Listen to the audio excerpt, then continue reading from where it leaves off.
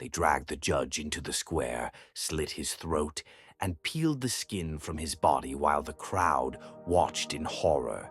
Strip by strip, his flesh was torn away until nothing remained but a grotesque shell. But the true cruelty came after.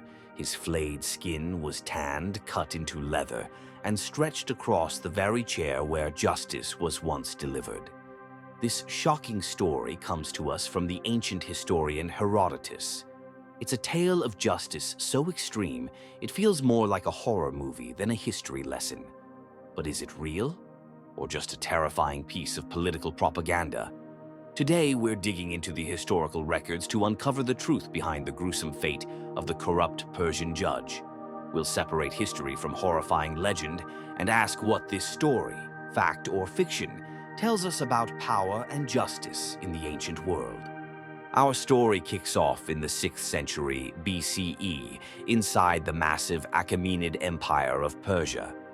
This empire was built on conquest, sure, but it was held together by a surprisingly complex system of law. At the very top was the King of Kings, a ruler whose power was seen as absolute, a gift from the gods themselves. The king in our story is Cambyses II, the son of Cyrus the Great. Ancient sources paint Cambyses as a volatile and ruthless leader, known for his violent temper and extreme cruelty. Now, whether that reputation is totally deserved or just hostile propaganda from his enemies is a debate for another day. What's clear, though, is that he was a king who did not mess around when it came to his authority. Serving under Cambyses was a royal judge named Sisamnes. In the Persian system, judges had a huge amount of responsibility. They were the king's hands of justice, expected to uphold the law fairly for everyone. For the empire to work, for trade to flow, and for society to stay in one piece, people had to trust the system. A corrupt judge wasn't just ripping off one person. He was poisoning the entire well of public trust and chipping away at the king's own power. Sisamnes was supposed to be a man of integrity, but as our main source tells us, he had a fatal flaw: greed. The story, as told by the Greek historian Herodotus in his famous work, The Histories, is chillingly simple. Judge Sisamnes was overseeing a court case when one of the parties offered him a big pile of money to rule in their favor. Sisamnes took the bribe, delivered a bogus verdict, and betrayed his office, the law, and his king. You can almost imagine Sisamnes feeling pretty safe. In an empire that stretched for thousands of miles, what were the odds that one crooked ruling would get back to the King of Kings? But whispers of injustice have a funny way of traveling. Whether an official complaint was filed or the king's network of spies picked it up, word of the judge's crime reached Cambyses II.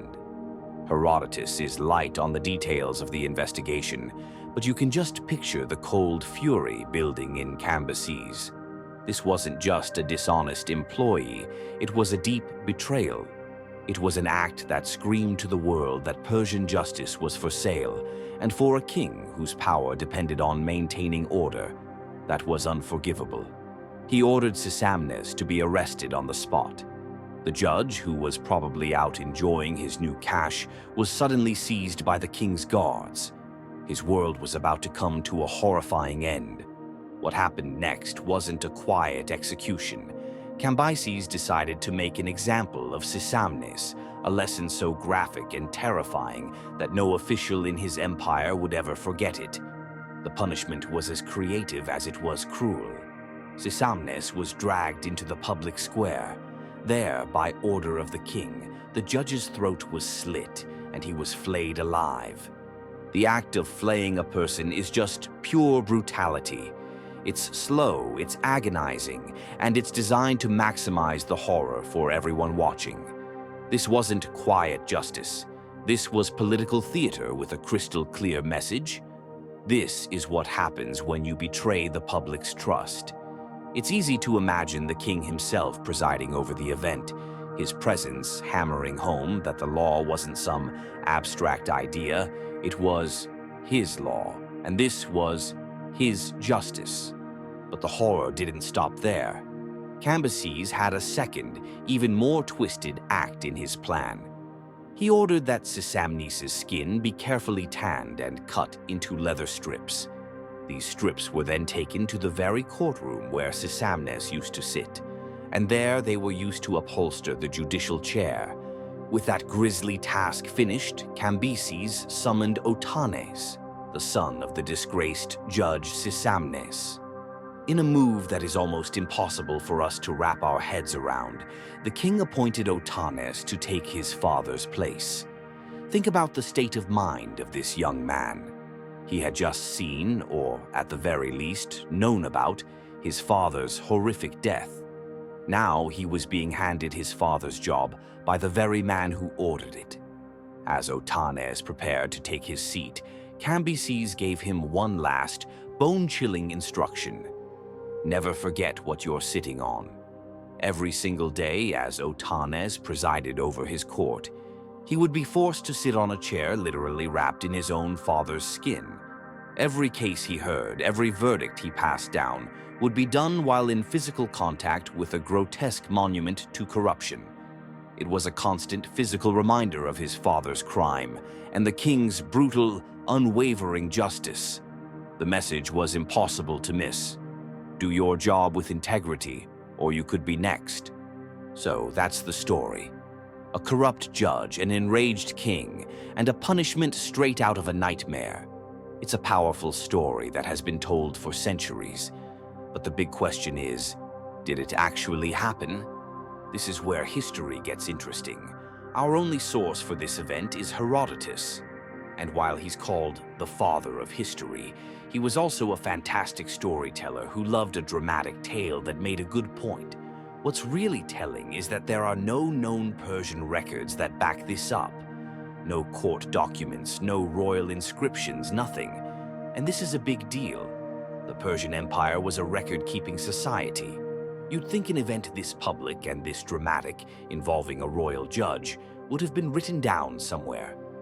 On top of that, the punishment itself just feels so symbolic. Skinning a man to upholster a chair is so theatrical, it reads more like a fable. It's a story perfectly crafted to teach a lesson about judicial integrity and the absolute power of the king. It works as what historians call an exemplum justitiae, a gruesome example of justice made to be unforgettable. Herodotus might have heard this story on his travels, maybe as a scary tale told among officials, and wrote it down because it was such a vivid look into the Persian concept of justice. So, while we can't say with 100% certainty that it never happened, the total lack of other evidence and the fairy tale nature of the punishment strongly suggest the story is, at best, an exaggeration. More likely, it's a powerful legend crafted to send a message. Corruption is a disease, and you have to cut it out in the most brutal way possible to keep the kingdom healthy. Fact or folklore, the story of Sisamnes had an incredibly long life. It was retold by Roman authors and medieval scholars, always as the ultimate warning against corruption. But its most famous legacy isn't in a book, it's on a canvas. In 1498, almost 2,000 years after the supposed event, the painter Gerard David was hired by the city of Bruges to create a piece of art for the town hall. The result was a stunning and graphic two-panel painting called The Judgment of Cambyses. The left panel shows the moment the king confronts and arrests Sisamnes. The right panel is an unflinching clinical depiction of the flaying itself. This masterpiece wasn't just for decoration. It was hung in the very room where the city's magistrates made their legal decisions. It was that exemplum justitiae brought to life, a daily reminder to the judges of Bruges of what happens when you betray your office. David even updated the scene, dressing the Persian court in 15th century Flemish clothes to make the ancient warning feel immediate and personal. To this day, the painting has been used as a symbol by protesters against judicial corruption, proof of the story's enduring power. In the end, Whether a man named Sisamnes was literally skinned alive is maybe less important than why. This story has been told and retold for over 2.5 millennia. It's a story about the timeless struggle between power and integrity, between greed and public duty.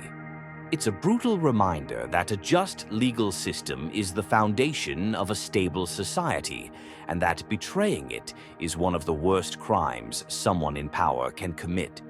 The image of the judge's son, forced to sit on a chair made from his own father's skin, is a masterpiece of psychological terror. It suggests the consequences of corruption aren't just paid by the guilty, but are passed down to the next generation. Fact or legend, it remains one of history's most powerful and disturbing cautionary tales. What do you think? Was this a real event or a brilliantly crafted piece of political propaganda? Let us know your thoughts in the comments below. If you enjoyed this trip to the darker side of ancient history, be sure to subscribe and hit the notification bell for more stories. Thanks for watching.